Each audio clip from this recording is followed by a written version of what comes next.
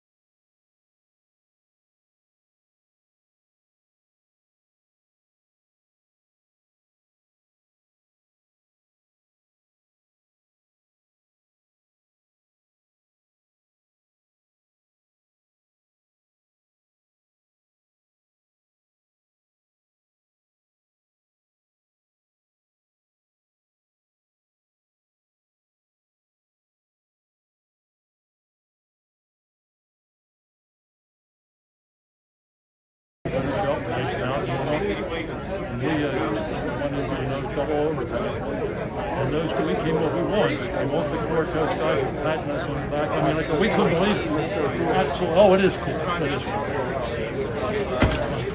Do you play any ball yourself? Yeah. Oh, do you?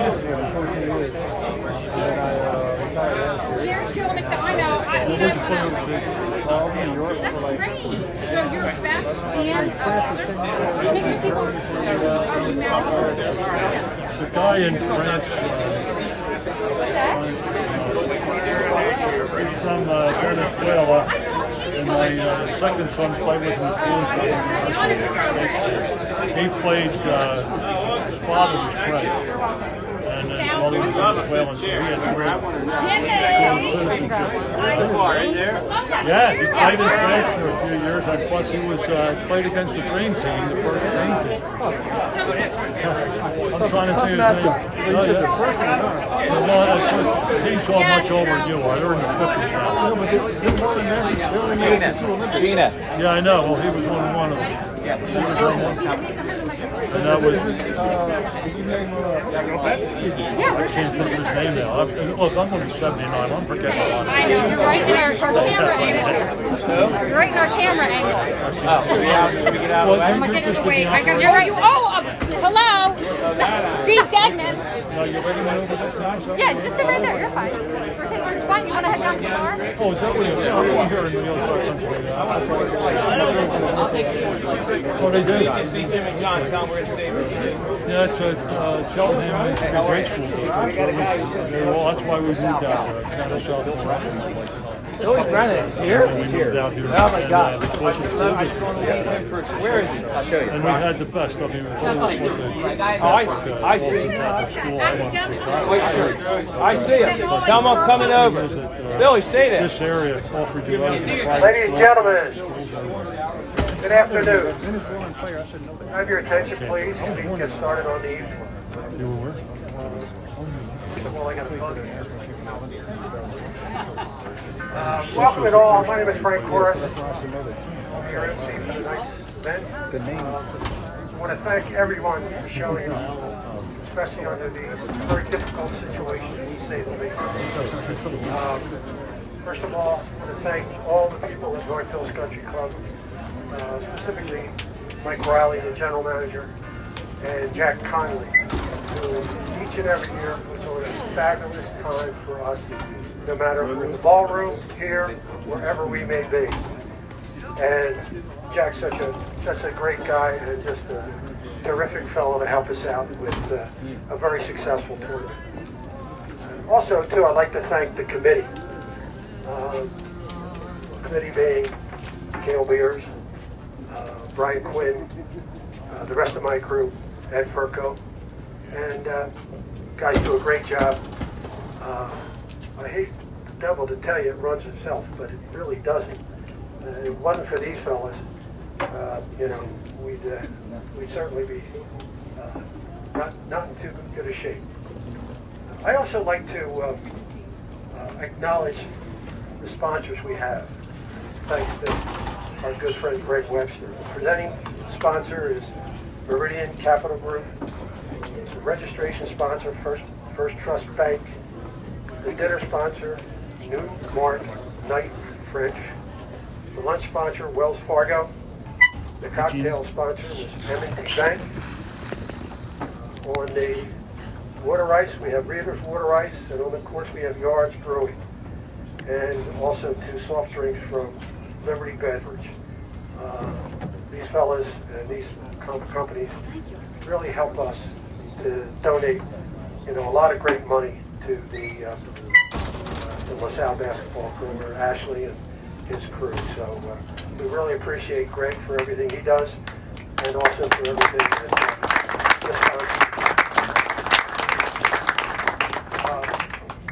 I'd like to, you know, before we get into the dinner, I'd like to present the awards if I could. Man, tough golf course today. I think everyone will agree with that.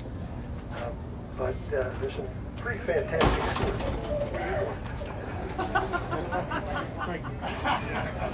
Well, I'm going to announce your name now, okay?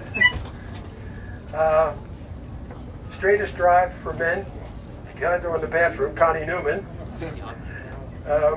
Closest to the pin on 7, John Roos, 3 feet 7 inches. On number 11, Lou Stevens, 5 feet 2 inch. And the putting contest was Greg Bruce. Yeah, great.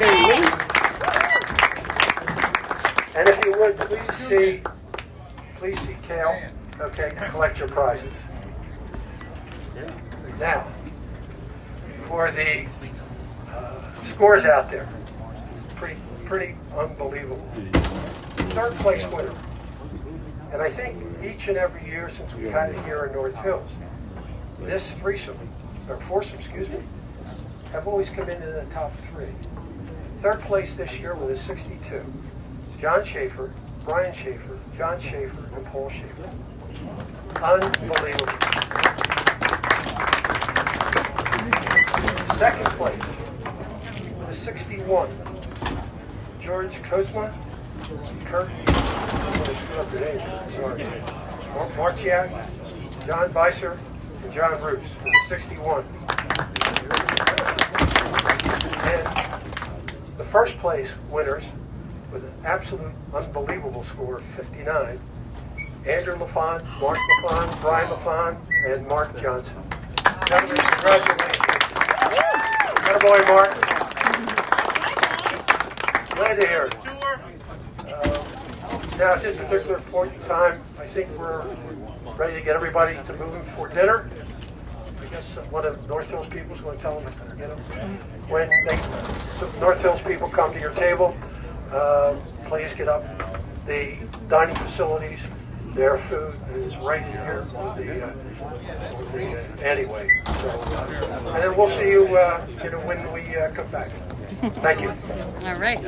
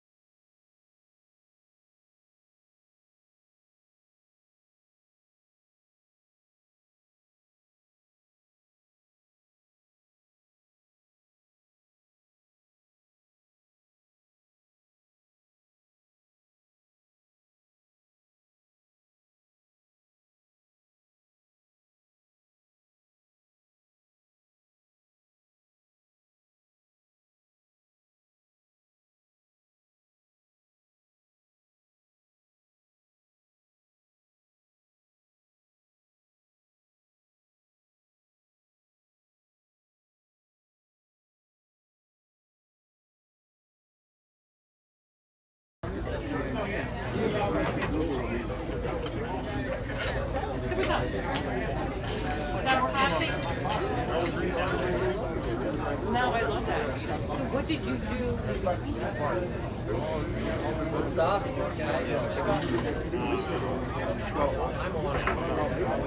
That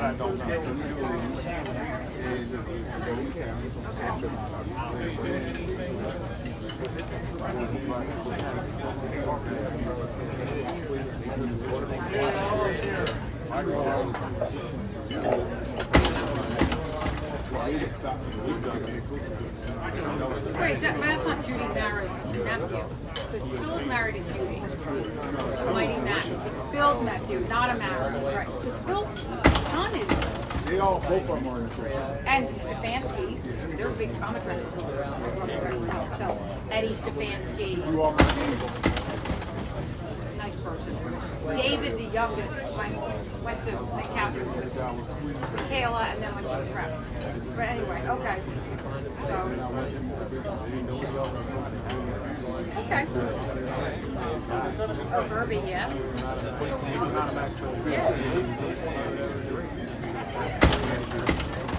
Ladies and gentlemen, can I have your attention, please? And please continue eating your meal. You know, we'll get started with the program.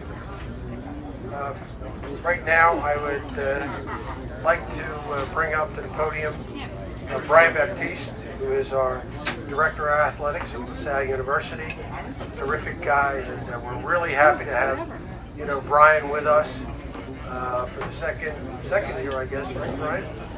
Okay, and come on up and have a few words. Appreciate it.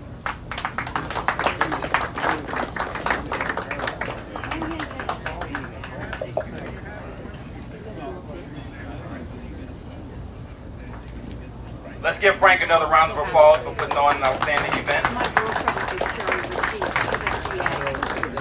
I'm sure when you look back 2 decades ago, you wouldn't have thought, or maybe you would imagine in your wildest dreams, that we would be able to raise or you would be able to raise in the committee over $1 million to support the men's basketball program. So that's incredible. Let's get another round of applause. So I'm really excited to be here. I can't tell who was more excited. Was it me or was it my wife to get me out of the house? But I haven't seen people in a really long time, so I'm excited to kind of be in front of a group of explorers. And when we're talking about explorers, I just want to recognize a few people. We have our incredible president, Dr. Hanage, with us tonight.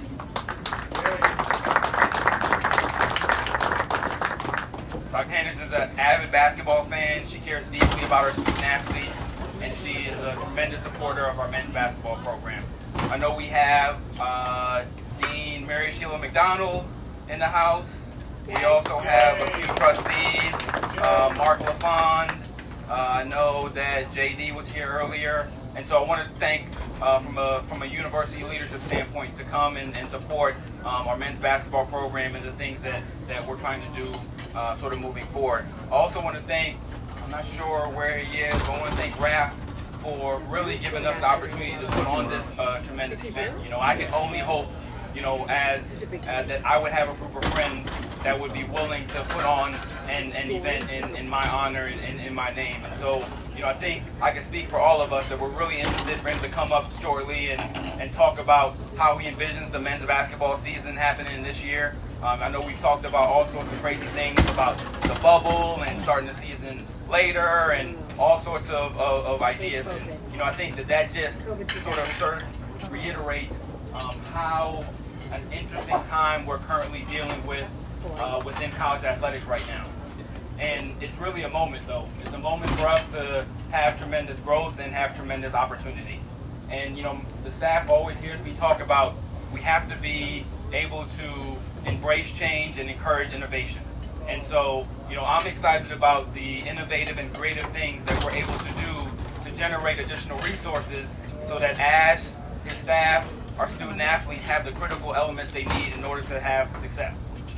And, you know, when we talk about those innovative ideas, I'm excited to announce the newly formed Men's Basketball Leadership Giving Society. That's a really important leadership initiative.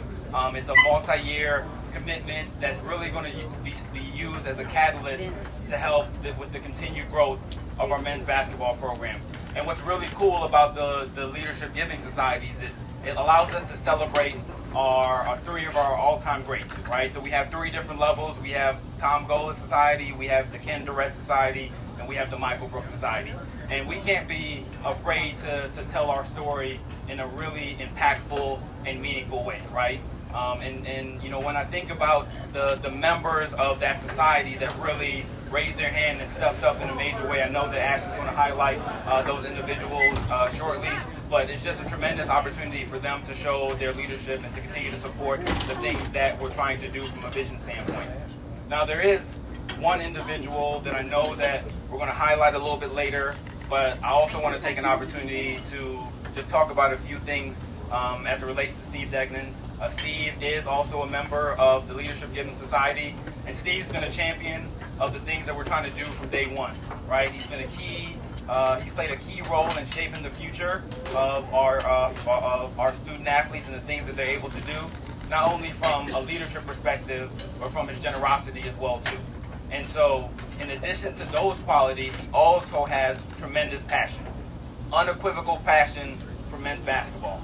And the reason I know that is, you know, when you have one of your colleagues, one of your peers call you and say, hey, listen, I don't know who it was, that group that came to the game and they were making such a noise and they made all right, see, I think we got them over here. The next time they come to our venue, we're going to put them all the way up at the top, right? And so that's how you know that you're really making a difference and you really have a passion. So, Steve, I think we'll have to make a name for that group. And in every opposing venue, we have to make sure that we have a group of fans that will have one of my peers having the same phone call saying, hey, listen, I don't know who that group was, but we got to make sure that they stay all the way up to the top next time they come to our venue. So kudos to Steve for all of his I'm going to close with this. You know, we are witnessing a seismic shift in college sports right in front of our eyes, right? And when the dust settles, we have an opportunity to really to get back to our glory days, right? To unlock our greatness.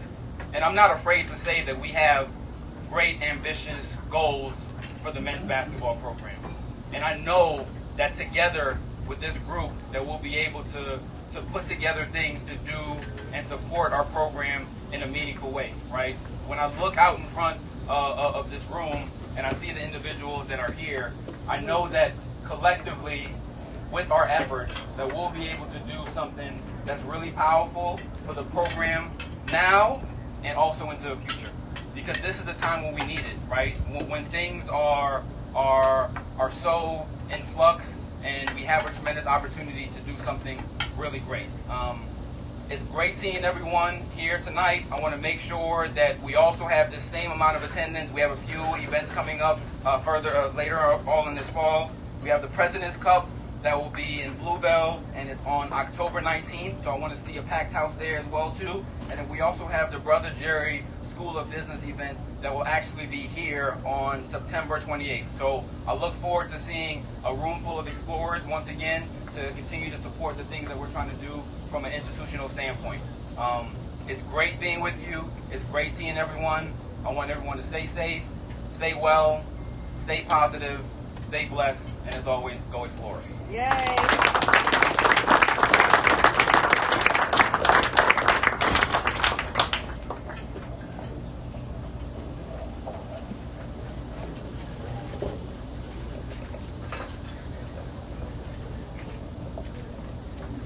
At this time, I'd like to bring up Cale Beers to make the Buck the Bartender Award. Cale? Thank you, Frank.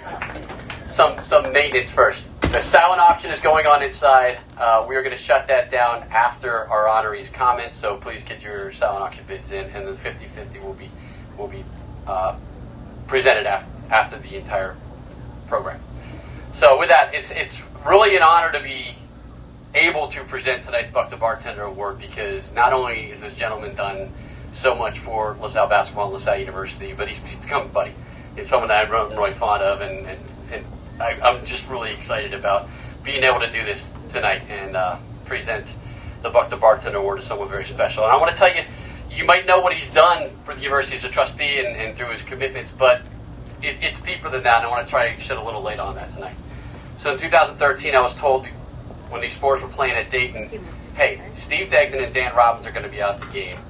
Go have a beer with them after the game. Okay, so we go out there. When I came back into the hotel, like 2 in the morning, we had that beer. And I think a friendship was born that night. So Dan and Steve were there. They always come to Dayton, Ohio. 2 years later, Explorers were back out there, and I asked Steve to have dinner. And this is going to be a business dinner, so to speak. And we were going to talk about what we were going to try to do with the basketball program moving forward. So I met him in the lobby, but he had a buddy with him. I think it was Basilic. I think it was John Basilic right there. So we were getting ready for the cab, and I was kind of like, Steve, I thought we were going to talk business. He goes, don't worry, I'm going to make a gift. He's like, don't worry about it. I said, well, I just want to make sure we're talking about the same thing. He's like, oh, okay. So we have dinner, and John gets up and goes to the bathroom, and Steve goes, here's your chance, man. You got until he gets back from the bathroom to lay it on me. So basically, he had made an excellent commitment to the school business, and I said, what you've done for the school business, I'd like to see you do for LaSalle men's basketball. And he said, wow. Now, I don't know if he answered right away or the next day. It doesn't really matter, but he said he would. But here's the key. There was a stipulation put on that gift. He said, I'm willing to do this, but only if the university gets behind its basketball program and uses it to promote the university. Basketball can give us national recognition.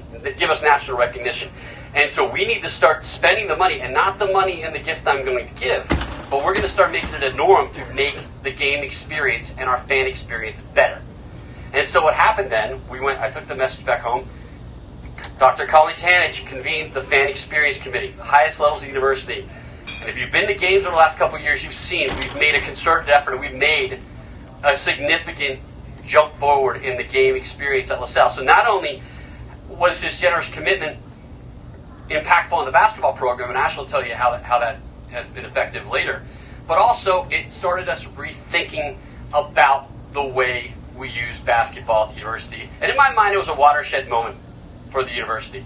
We changed the whole way we looked at promoting the program, and of course that anchor gift was able to start a fund dedicated to certain things that the basketball team needed, which led to another fund, which leads us here tonight to the legacy societies that Brian Baptiste has told us about, the leadership giving societies. So that night at Dayton, when you agreed to do what you did, you really kind of opened up the whole world for us, and I want to thank you for that. Now, since then, he's not just done, the minimum, and said that's it. Every time we go to Dayton, he's there. When we opened the season 9-3 this year, I got a call 2 days before we were opening up the A10 schedule with Dayton on a Tuesday night. Steve lives in St. Louis, by the way, and he says, I'm coming in. I'm flying in. I got to see these guys play. I got to see our boys play Dayton, nationally ranked team, on home court. So on a moment's notice, he flies in from St. Louis. He sees us play. But the real fun happens when we go to St. Louis. You might notice the uniformed folks here. They are one of about, usually when you go on the road, you don't use all your comp tickets at places like St. Bonaventure and Davidson. Maybe D.C., maybe New York. You usually don't use the 50 comps you get. We use them in St. Louis. And then we have to usually get more. And it's because these guys come out and they show. And as Brian mentioned, they are not sitting on their hands. There's the fat heads. There's the taunting of the Billiken. There is lots of things. There is even a mid-level national recording group that has been in our student section. I'll tell you more about that later. So, not our student section, but anyway. So these guys are great. And when they found out that their buddy was getting something called the Buck the Bartender Award, you can believe that they got a kick out of that. So let me explain a little bit something about Buck the Bartender. Bob Petrone wrote under the moniker Buck the Bartender for the Philadelphia Daily News and the Bulletin. He became a beloved feature. He was an executive director, or he was a secretary of the Big Five for a little bit. But his last stop professionally was working for us at LaSalle University. He was brought in to promote Lionel Simmons for National Player of the Year, which he did successfully. He was a wonderful, beloved soul. He was passionate about LaSalle, and like Steve, he knew that basketball could make LaSalle a national brand. And he did it by helping Lionel Simmons, who did it on the court, but Bob Petrone got him the recognition to make him a National Player of the Year. And so, not only because of what he's done from a generosity standpoint, not only because he stands behind his words, not only because he does it out of the bottom of his heart, but like Bob Petrone, he's beloved by all.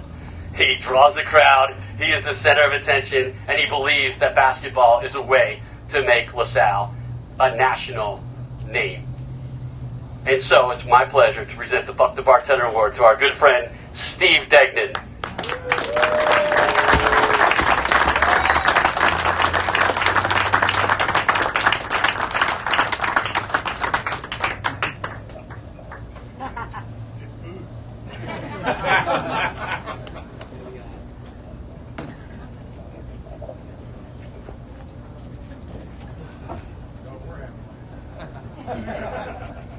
I won't be long because Cale basically said everything I might have wanted to get into. I have like 5 points I want to make.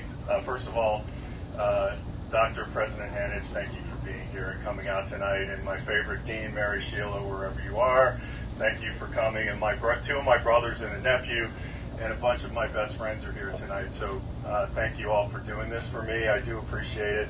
I didn't have these shirts done, they did. I just want you to know that. Okay, as far as generosity goes, I just want to say I view that as an obligation. So it's difficult for me to be thanked for it, and I don't expect it. And I told Cale when he wanted to give this thing to me, it's not something that I seek in terms of recognition. I'd rather do this stuff quietly, but Cale told me you got to do this for the good of the university, so I'm willing to do it. But I believe we all know we should try to give quietly, and I think that's the best way to do it. But all right, fine, I'm taking the booze you just gave me. That was a nice move, so thank you, Cale. Okay, one of my points Cale just made. So goes basketball, so goes the name of our university, and I truly believe that. I believe basketball is marketing, basketball is marketing for LaSalle. I've told Colleen this probably as soon as you showed up, Colleen. I was in your ear about that. So our team has to do well.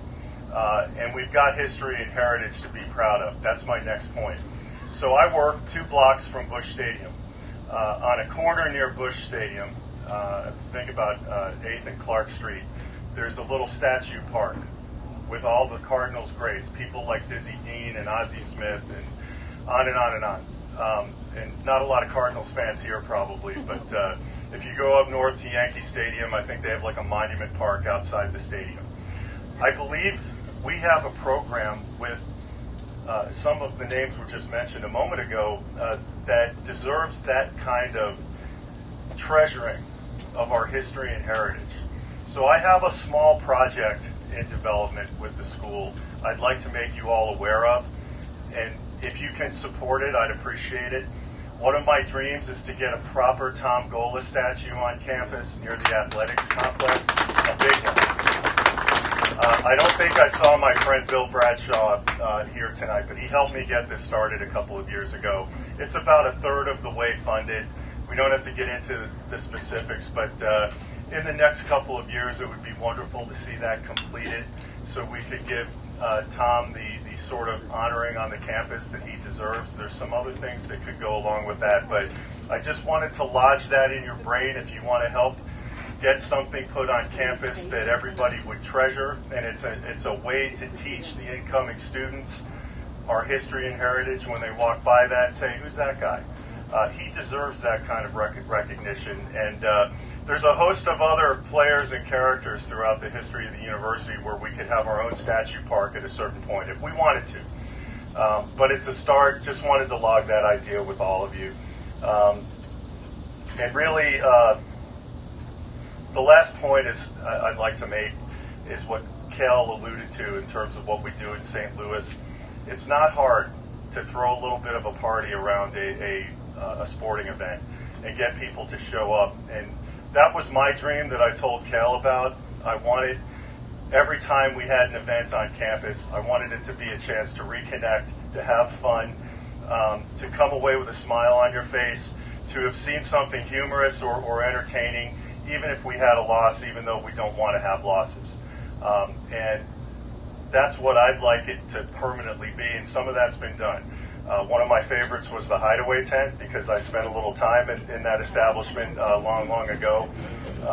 And it's easy and simple and not that expensive to do things like that. And my encouragement is to double down on it and get even better and better year after year.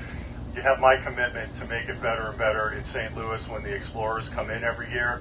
and to piss off those fans as much as we possibly can. And I hope we can find a Steve in every town that we play in to do the same thing. That would be the point. That's all I've got to say. I'm full of gratitude for what you did, Cal. I appreciate it. Thanks to everybody, and have a wonderful evening.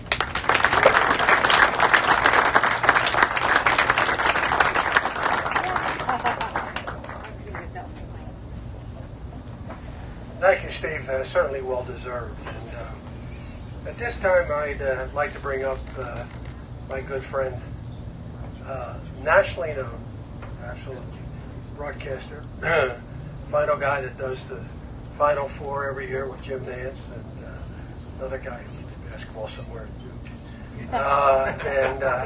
In any event, my good friend, and really the reason why we have this here is because of Billy. And you know, we appreciate, you know, his efforts in coming down, spending time with us. By the way, just so you know, on the 15th hole, Billy had an eagle, knocked it in from 110 yards, I guess it was. Knocked it in, he had an eagle. So we didn't win anything. So that didn't make any difference anyway. In any event, here he is. Go Raftery. Thank you, Frank. I couldn't make a jump shot or a free throw, but I kicked one in from 100 yards. So, you know, Steve, I checked into the Hilton Hotel, and I saw your group with the shirts, and I went to the lady. I said, "What's going on?" She said, "Well, I'm not sure." He said, "But we tried to close the bar last night. There's nothing left in the whole building, so the consumption's exceptional." So I certainly can relate. My LaSalle days, it's my accomplishment in life as well. So, but coming down here is always pretty special. And Harry Carpenter's inside, I think, and Harry was just talking. He played with us. Harry was saying, "I don't know how these kids get hurt anymore." And I said, "Harry, they're athletes." Harry couldn't jump over the Daily News Saturday morning exhibit, but at any rate, he said to me, "Make sure you keep it short this evening." And I said, "I'll keep it as short as your successful career." Anyway, he'll beat me up when we go inside. Somebody else said to me, "When are you going to retire?" And I thought of Johnny Red Kerr. How many people remember Johnny Red Kerr that are old enough? For the younger people, Johnny had the Iron Man Award in the NBA. I think it was like 790 straight games that he played in, which was extra. I think Randy Smith then came in and broke it at 8-something, which is just utterly incredible. And Johnny Red Kerr had bad knees as he's into his like 16th year in the NBA, and every night he would sit there before a Sixer game, or I guess Warriors then, and he would rub his knees, and he would say, "Just give me one more game." And then he'd pause and he'd say, "I know I lied to you last night, but just give me one more game." So that's pretty much my career. LaSalle's been great to me. I met so many great people. I got the opportunity, which I've told a lot of the younger people over the years. Bob Wolf was coming in to do the NIT game. Anybody remember our NIT game? Yeah. Oh, shit. I took care of that anyhow, my performance. But at any rate, Bob suggested when I stopped playing that I try, or coaching, try announcing. So we, of course, went to the NIT. And how many people remember Charlie Greenberg? Right? Charlie was our freshman coach. And the story he used to tell, in the old days, there were all Catholic schools in the NIT. You know, St. Joe's, Bonnie's, Bump, Dayton. And the two Jewish guys are sitting there for the afternoon doubleheader and the evening doubleheader. And they're tired of these kids stepping to the free throw line and blessing themselves. So in the middle of the LaSalle game, Charlie Greenberg gets fouled. And they're going to the free throw line, "Charles Greenberg." And AB says to Sam, "He's one of ours." Of course, Charlie gets the ball, blesses himself, and Charlie. One other quick NIT thought, and that's where I hope Ashley, I'd love to see him go to the NCAA, obviously, but I think it would be a great stepping stone for the program to get that kind of exposure. But John Condon used to announce the games when Frankie and I were playing, and he was just one of those. He ran the boxing for the Garden as well, and just a sweetheart of a guy. And Gladys Gooding used to play the organ at the Garden, and she also played for the Giants, the Rangers, and the Dodgers. She was a busy lady, obviously. And this one night, John Condon said, "Please stand for the rendition of our national anthem by Gladys Gooding." And before he can put the old mic down, one of the New York inhabitants hollers out, "Gladys sucks!" And John Condon says, "Nevertheless, our national anthem." At any rate, I've known Ashley through his dad a little bit, and particularly through his days at Villanova. And I, like everybody else at LaSalle, we're thrilled that he got this opportunity. They represented themselves beautifully this year, and obviously ups and downs as you're getting the program going, but he has everybody's support, and I think that speaks well for the community, for an opportunity for he and his players. And with that, I'd just like to add Frank Corrs, who does all the dirty work to get this thing going. And it's an opportunity for Ashley to make judgments as to where they may stay or how the kids are treated, or opportunities that will avail themselves to him. So my thanks to you, and I always say every year this should be called the Friends of Frank Corrs, because Frankie does everything, and I think he should be recognized for this. Ash, why don't you come on up? I'll let you take over. Thanks, Bill.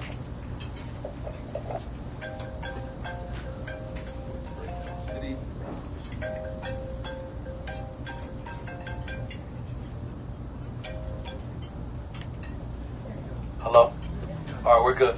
Thanks everybody for coming out tonight. And I really want to, first of all, thank Frank for all the time and effort that he puts on to making this a big-time event every year. One thing that makes this event a little more special this year is that today is actually Frank's birthday, right? So I don't know if you want us to sing happy birthday to you, if a good thumbs up is just good enough. But, can't thank you enough for all the support that you've given me from day one. And Raf, you've been tremendous, getting everybody to come out and raise money for our program. Obviously, there are a lot of things that we're trying to do to move the needle to get our program to the top half of the Atlantic 10. And I think we're right where we need to be because of some very special people to our program. Brian mentioned the Men's Basketball Leadership Giving Society, which was really spearheaded by Greg Webster, in addition to John White, Steve Degnan, who from day one when I got the job here was the one individual who had made that contribution to giving our program all of the additional things that we needed to function at the same level as the other teams in our league.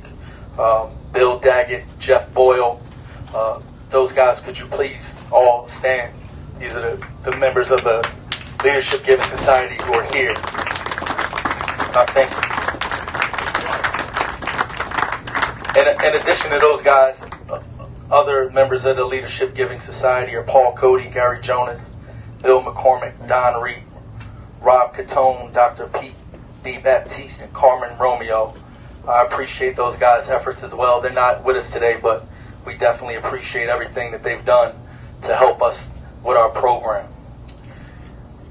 When I first took the program over, I came in and I said, listen, we just have to do the same things that the other teams in our league are doing.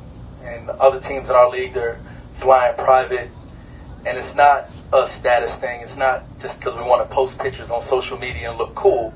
But when you travel private during the week, right, you're able to play a week game in St. Louis and get your students back for class, right? And the one thing that we want to do is we want to put out some quality student athletes.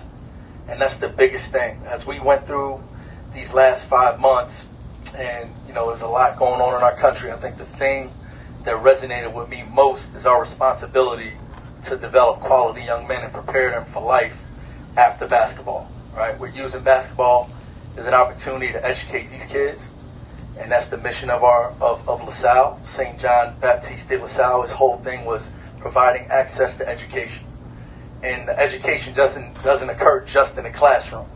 So for us, we have these student athletes. We have an opportunity to educate them on how to take care of their body, how to be respectful members of our community, right? How to be leaders. Because regardless of what we say, when Lionel Simmons and Stephen Smith walks in the room, Donnie Carr walks in the room, everybody identifies with them. They're automatically given a leadership tag. How do they utilize that platform? That's what's most important to us. And then I believe once we get these guys to function that way and have that mindset, that'll be the byproduct of us winning and becoming the program that everybody can be proud of. So the things that you guys do for us, I just want you to know it doesn't go unnoticed. And we have a phrase, we have the stonecutter quote that we live by.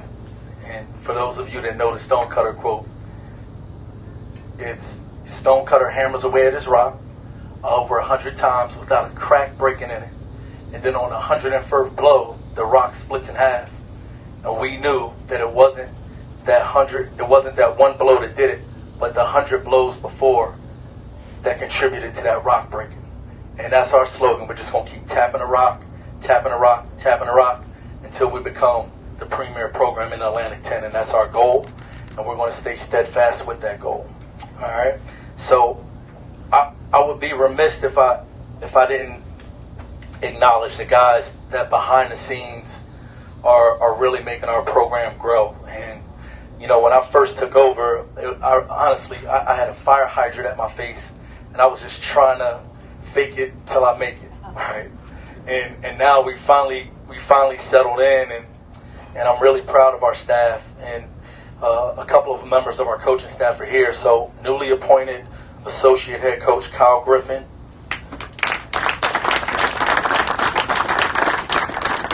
assistant coach Donnie Carr, director of basketball operations John Cox, who was just announced today, nephew of Joe Jellybean Bryant, LaSalle great, and Mike Doyle. So those are the members of our staff that are in attendance, and these guys do such a great job behind the scenes of just spending time with our guys, making sure that they get everything that they need, at times making sure that they're on time and doing all the things that they're supposed to be doing so that we can continue to represent this university and at a high standard. So again, I just want to thank everybody for everything. Steve, thank you for all that you've done for not just our basketball program, but for LaSalle.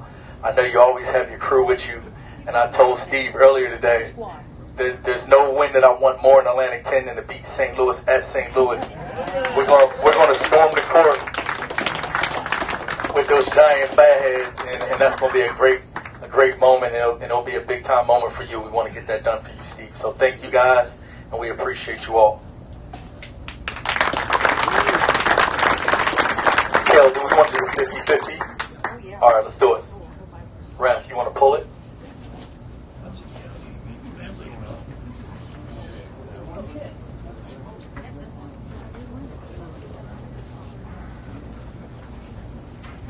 So we got 084742.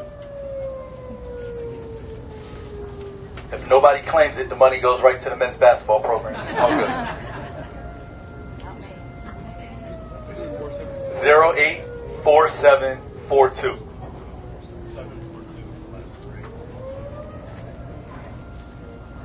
Going once. 4742. We have some people inside. They can hear. They can hear. They're taking their tickets.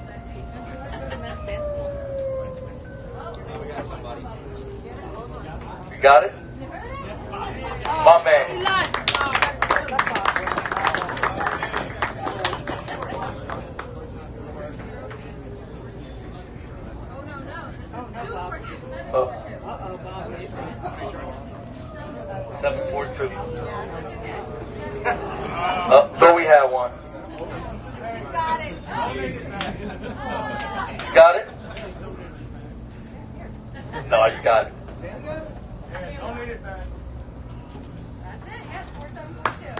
Good job, Sam. Thank you.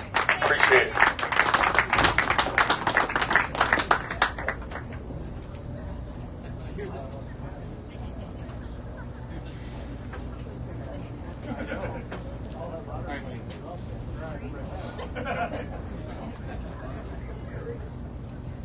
Here's a silent. You guys can hear me. I'm loud now. Silent auction. Under Armour gift pack. Tom Morgan. And everybody can check out. Joni's on the inside where the auction was. So Joni will give it to you. Rich Schmeiss wins the warm-up jacket. These neighbors of the Drexel head coach. You got to wear that outside every time you go out. Mike McNamara wears gets Lionel Simmons jersey, and you have to wear the shorts next year to play. Union League National Club Windrift package. George Kuzma. Aronimink, Pat McElway. They're Irishmen.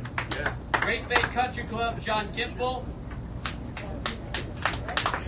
Cricket Club, Kevin Ginnessy will settle up on the inside. Thank you, everybody. Very good. The Irish only have 4 speakers. Now I got 4 every night. I gotta get one.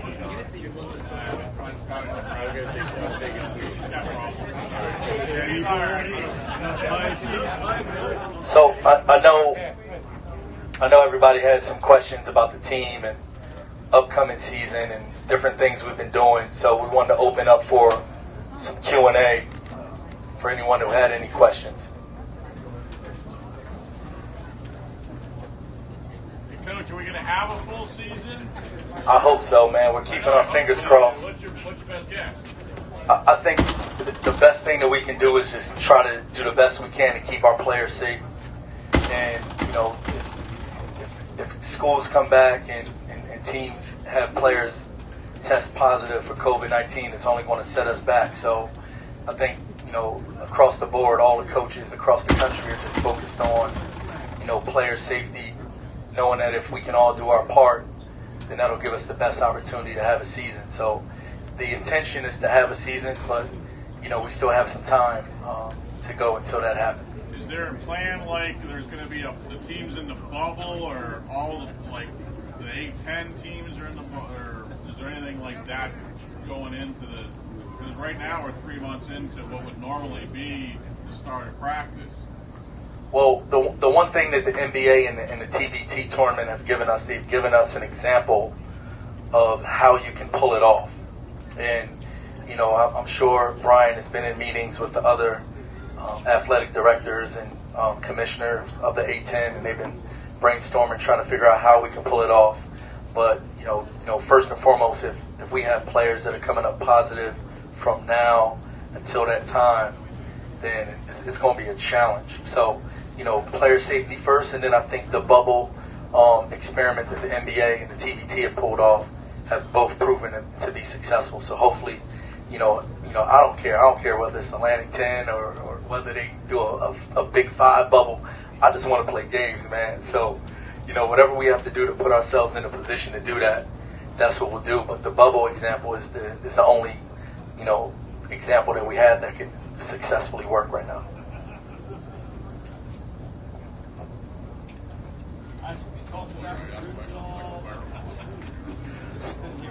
Okay.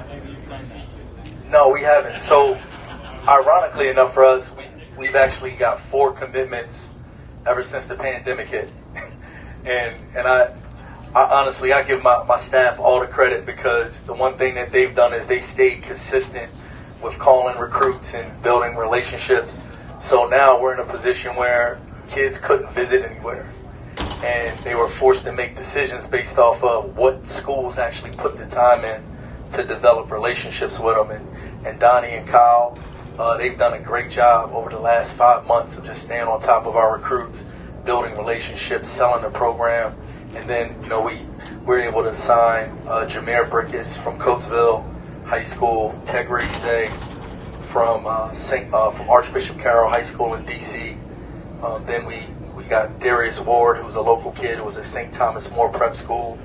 And then recently we just got a commitment from Deshawn Shepherd from Archbishop Wood, who who we all felt was a big-time player that just didn't get an opportunity to get any exposure this summer, and we were able to steal him. So, I give our staff all the credit. They've done a great job, and now we're finally starting to see a team that's going to resemble the way we want to look, the way we want to play, and I'm really excited about that. Tell us a little bit about each one, just guard, forward. Yep. So Jameer Brickus is the all-time leading scorer in the history of Coatesville basketball. So he's a little guard that's an explosive scorer that has that swag that all really look good little guards have. And one of the things that we sold him on is, if you look at the history of the Atlantic 10, it's always been some really good smaller guards. If you date back to Jameer Nelson, Marcus Green, Jacob Gilliard, Fats Russell are two really good guards in our league now. We feel like Fats could be that. We feel like Jiggs, that's his nickname, we call him Jiggs. We feel like he could be that type of guard for us in our program. And then Anwar Gill comes from Gonzaga High School in D.C. They won the WCAC championship. He got MVP of the playoffs. And the WCAC might be the most competitive high school league in the country. You're talking about teams like Gonzaga High School, DeMatha, Paul VI. These are all nationally ranked high school programs. And Anwar was one of the best players in that league. So we're excited about having him. He's another DC guy. He's best friends with Sharif Kenny. They play AAU ball together. So, we're hoping that we can, not only continue to add talent, but bring guys in to have good chemistry with each other, because I think that goes a long way when you start talking about competing for championships. Tegra Eze from Archbishop Carroll is a 7-footer. One of the things that we really wanted to address this year was rim protection. And, one of the weaknesses of our team were we didn't defend it too well. And, you defend the basket two ways, by either blocking shots and taking charges. We didn't have a shot blocker, and I'm still begging Isaiah Dees to take a charge. Still begging him right now, right? So, adding Tegra was huge for us because we felt like he was a guy that would add a dimension to our team that we didn't have. So at 7 foot, he's a guy that's a legitimate rim protector. Offensively, he's a little raw, but he plays hard, he defends, he rebounds, and he'll give us the opportunity to play multiple guards. You know how we like to play those small guard lineups. But now we have that rim protector on the back line that'll make our defense a little bit more effective. So really excited about what he's going to bring to the table. Darius Ward is, he's your typical Philly guard, man. 6'6", has a ton of talent, athletic, just needs to be coached. And, when we got him, we were shocked that he committed. His AAU coach called and was like, yo, where you at? I was driving home. He was like, yeah, man, I think Darius is about to commit. So I'm like, what? So I'm calling my staff. I'm like, yo, do we want this guy? Like this dude's talking about committing. And my staff was like, do we want him? I'm like, yes, we want him. I'm like, okay, all right. I guess we want him. And I saw Darius play in one of the big prep school events in Springfield, at the Springfield Hall of Fame. And then again, he had like 25 points. He was unbelievable. And he was one of those dudes that I didn't really think that when it was all said and done that we would be able to get. I thought he was going to be one of those kids that if he stayed in prep school for 2 years, he'd be going to the BCS level. He called us as soon as the pandemic hit, and he knew like there wouldn't be any AAU, and it just got out there that the NCAA was going to grant a waiver for all 21 kids to be able to play immediately. So he called and he said, Coach, I want to come on South. So I said, all right, come on South. Like, my plan for you is to redshirt, because originally he was supposed to be in prep school this year. So if you're going to come, let's redshirt you, get you stronger, get you acclimated academically. And he agreed. And then 2 weeks later, his dad called me and said, well, if we get him on campus, Coach, and he's playing well, we still rest. I said, the plan is the redshirt. Just be patient. And the reason why I like this is because we had great success with it at Villanova. We redshirted Mikal Bridges, redshirted Dante, redshirted Eric Pascal, redshirted Phil Booth 1 year, and I felt like it paid great dividends for those guys.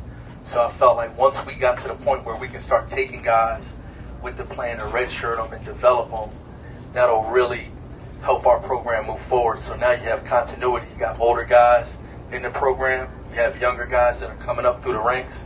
So now, you know, we're finally in that place, bringing a kid like Darius in, where he can learn, you know, from David Beatty and Scott Spencer and the older guys in our program. And then next year, you have a freshman on your team who has college experience already.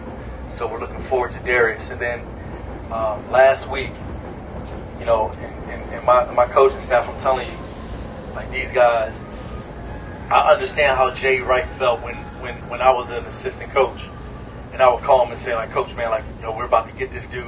And he was like, okay, all right. Is he good enough? Yeah, he's good enough.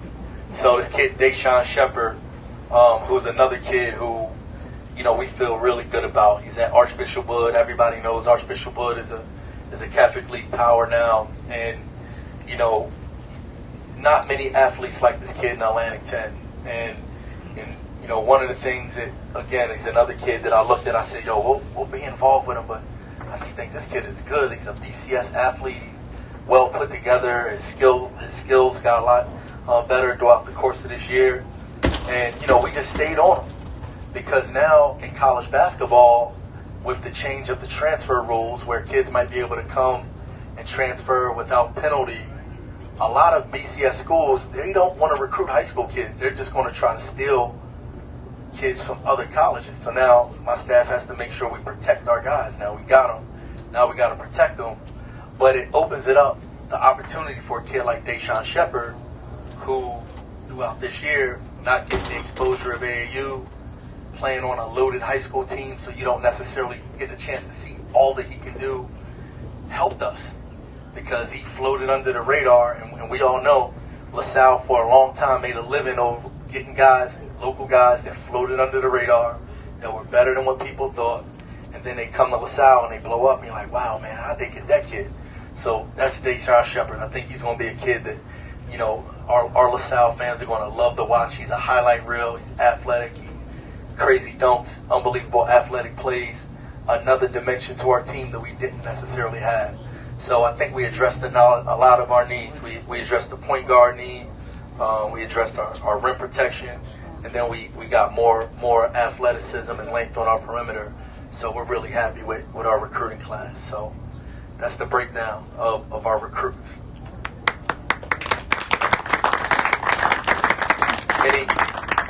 Any other questions? I don't know if you've read anything at all, but there is some talk. Someone asked earlier about the season this year, about postponing the start of the season to January, and then really have the NCAA tournament because that's going to be as big or bigger than the Super Bowl, let's say. Do you have any sense of maybe the season being delayed at this point? I think everything can be an option, Jim, because the NCAA definitely wants to have the tournament. The tournament is the biggest moneymaker that the NCAA has. And, you know, we took a huge hit this year not having a tournament.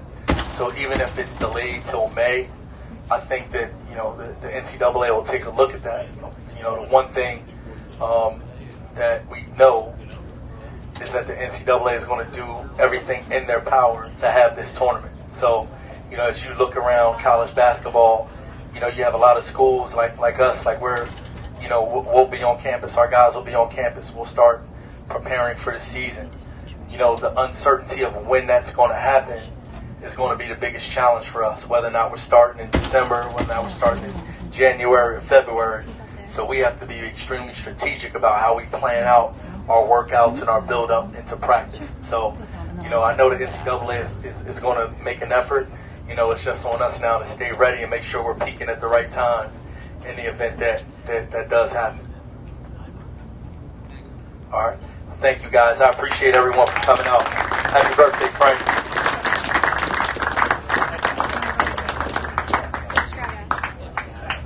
At this time, I'd like to bring up our president, Colleen Hanich. Colleen, maybe you can say a final few words, my dear. Thank you so much, and it's just a real pleasure to have everyone here. And I know I say that at all LaSalle events where I have the opportunity to greet folks. I think this is even more of a pleasure than normal because we've all been locked up for such a long time. So it is really a great honor to have everyone here, not only to recognize Steve Degnan and the wonderful things that he does for his alma mater, but frankly just to think about our program and where it has been and where it can be and so on. I don't want to speak long at all other than to basically say that, but I did want to share one little story because I don't know that you've been given the full deal on how the recruiting season played out this year. There's something that I really need to share with you that happened that I was part of. It was terrible, but that's the punchline. So we had this young gentleman, Griez, visiting, and you've heard a little bit about him. And I was invited. I can see you laughing, Coach. I know that you know this story. I was invited, as I often am, to visit with the family and with our potential recruit when they are on campus. And just to, usually I'm there to sort of connect with the mom, let's be honest, and to tell her what a great place it is and how her son is going to do so well, and what, as a LaSalle mother myself, what a tremendous experience that is. So I've always been delighted to be part of those visits. I really appreciate that opportunity and very, very grateful for it. So we've got Tegra Issei coming to campus, and Ash and his team set it up in my calendar in the normal way, which is normally, I'm not sure how that happens, but it just shows up on my calendar. And what I'm told is he's Canadian. So his parents are going to be there, and they're Canadian too, and he's been staying with a friend of the family in the U.S. for a while, but this is his Canadian background, and they'd really love me to come and speak with the family. So I'm all excited. I'm going to trot out all my Canadian stuff, and this is going to be great. So in they come, and yes, Tegra's 7 feet tall. His mother is about 1 inch shorter, if that much. She is a former member of the Canadian national team in women's basketball, and she is absolutely laser focused on what's going to happen in this school setting for her son. Dad's there, other friends are there, family's there, Ash is there, the whole team. Boardroom was full. I'll just start you there. I run into Ashley about 15 minutes before this is to go down, and he says to me, I just think it's so great that you speak French. And I said, yeah, it's been a little while, but you know, I spoke French fluently for a long time at home in Canada, like 40 years ago. I spoke French really, really well, and he said, that's going to be a big help to this family. Okay. So we go in. There is not a word of English in Tegra's parents. Not a word of English. They are asking me, they pull out a huge book of big questions. Tell us the top 19 things about our son's freshman year. And I'm responding with the equivalency of C-spot run in French, because that's about what I can pull out of a hat 40 years later. At one point, one of our lovely players, Mustafa, who also happens to be French-speaking, he gets up from sitting beside me, moves down the table to sit next to the parents so he can translate for them from my French into real French, which is what they were trying to actually converse in. By the end of this excruciating visit, where you have sweat coming down your face because it's just so stressful, I'm looking at Ash, he's giving me big smiles, everybody's big smiles, I'm not speaking a language that anybody else is speaking in the room. And at the end I think, we get this kid, it's a pity recruit. It is absolutely, because they're looking at this woman at the head of the table thinking, how'd she get out of 2nd grade, never mind actually running a university. So, Ashley, hats off to you for one of the really big moments of this past year. It was quite something, quite something.